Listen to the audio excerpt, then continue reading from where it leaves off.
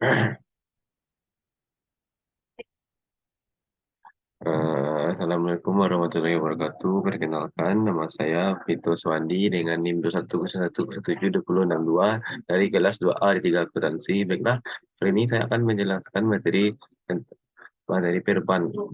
perbankan syariah untuk tugas dari mata kuliah perbankan. Saya masuk ke dalam materi.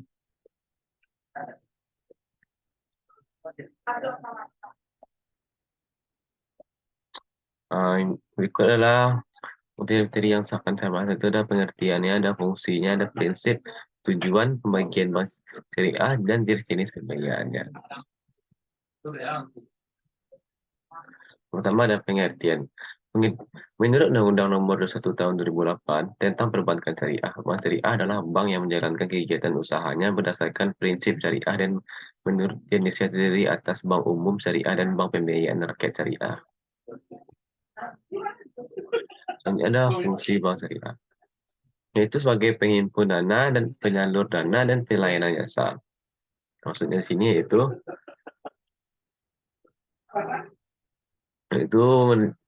dalam hal bank syariah berbagai mudarib itu sebagai mengelola investasi dari nasabah. Investor bank syariah dapat menginvestasikan dana yang dimilikinya maupun dana nasabah yang dipercayakan kepadanya sesuai dengan prinsip syariah.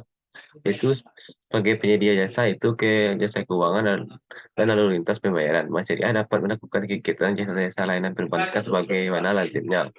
Pelayanan jasa sosial sebagai ciri yang melekat pada entitas keuangan syariah. Bank Islam juga memiliki kewajiban untuk mengeluarkan dana, mengelola, menghimpun, mengadministrasikan, mendistribusikan zakat serta dan dana sosial lainnya. Selanjutnya, prinsip produk syariah. Yang pertama ada prinsip bagi hasil, terdiri dari pertama mudharabah. Al-mudharabah adalah akad kerjasama antara dua pihak di mana pihak pertama sahibul ma'al menyediakan seluruh modal sedangkan pihak lain mudarib menjadi pengelola keuntungan usaha dibagi dalam bentuk persentase atau nisbah sesuai kesepakatan. Yang kedua ada musyarakah, perjanjian antara pihak-pihak untuk menyertakan modal dalam suatu kegiatan ekonomi dengan pembagian keuntungan atau kerugian sesuai nisbah yang disepakati. Musyarakah dapat bersifat tetap atau bersifat temporer dengan penurunan secara periodik atau sekaligus diakhiri masa proyek. Yang kedua ada prinsip titipan. Jadi dari pertama ada wadiah, itu titipan di mana pihak pertama menitipkan dana atau benda kepada pihak kedua selaku penerima titipan dengan konsekuensi titipan tersebut sewaktu-waktu dapat diambil kembali, di mana penitip dapat dikenakan biaya penitipan. Yang ketiga ada prinsip jual beli. Terdiri dari pertama ada murabahah, itu akad jual beli antara dua belah pihak di mana pembeli dan penjual menyepakati harga jual yang terdiri dari harga beli ditambah ongkos pembelian dan keuntungan bagi penjual. Nasabah membayar harga barang pada jangka waktu tertentu yang telah disepakati. Selanjutnya ada salam.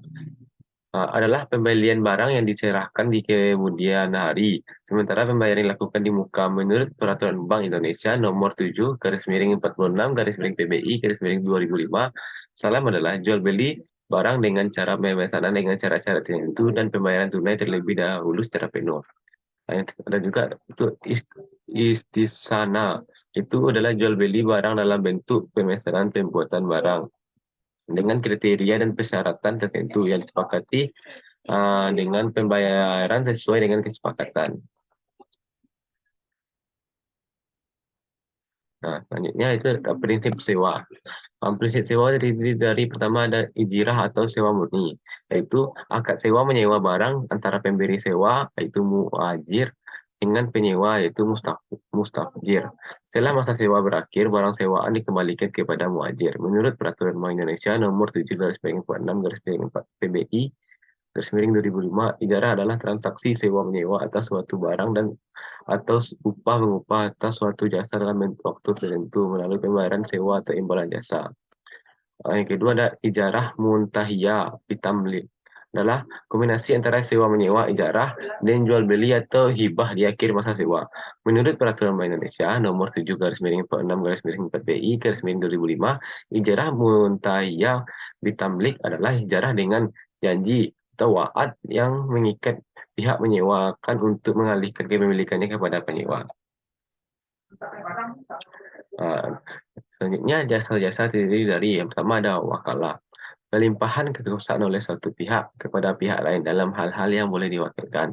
Kedua ada kafalah, itu jaminan yang diberikan oleh penanggung kafil kepada pihak ketiga untuk memenuhi kewajiban pihak kedua atau yang ditanggung makfuul anhu ashil.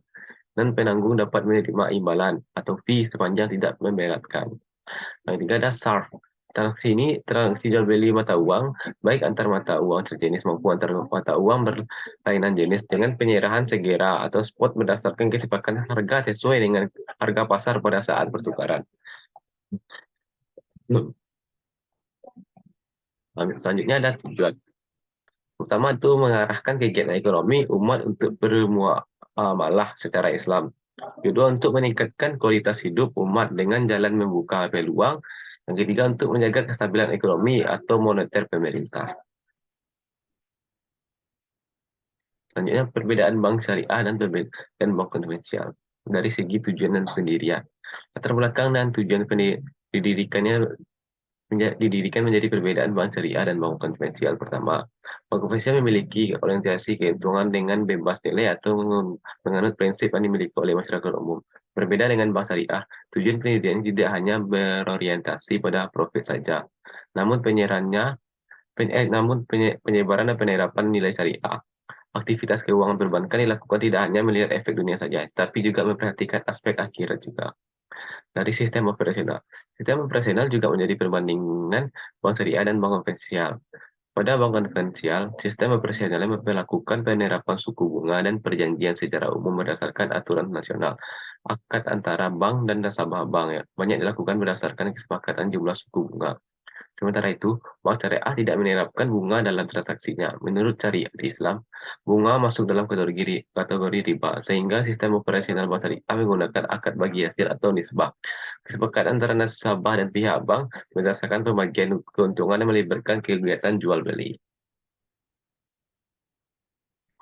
Selanjutnya, menurut sistem bunga, perbedaan perbankan syariah dan konvensional paling menonjol terlihat dari penerapan sistem bunga. Bank umum menggunakan suku bunga sebagai acuan dasar dan keuntungan, sementara bank syariah tidak menggunakan sistem bunga, tetapi imbal hasil atau nisbah bagi hasil diperoleh dari pembagian keuntungan antara bank dan nasabah. Dari segi pembagian keuntungan, keuntungan perbankan merupakan perbedaan bank syariah dan konvensional. Pada bank syariah, keuntungan bank diperoleh dari jual beli, sewa nyewa dan kemitraan dengan nasabah. Tetapi bank konvensional mendapatkan keuntungan dari suku bunga yang dibebankan kepada nasabah. Perbedaan bank syariah dan konvensional juga ditinjau dari pengawasan atau kegiatannya. Meskipun keduanya sama-sama diatur oleh Undang-Undang Nomor 10 Tahun 1998 mengenai perbankan, tetapi pihak yang mengawasinya berbeda. Bank konvensional diawasi oleh Dewan Komisaris dalam aktivitasnya. Sementara struktur pengawasan bank syariah terdiri dari berbagai lembaga, di antaranya Dewan Pengawasan Syariah, Dewan Syariah Nasional, dan Dewan Syariah Komisaris Bank. Baiklah, hanya segitu yang dapat saya sampaikan. Uh, kurang kurang lebihnya mohon dimaafkan. Akhiri dengan Assalamualaikum warahmatullahi wabarakatuh.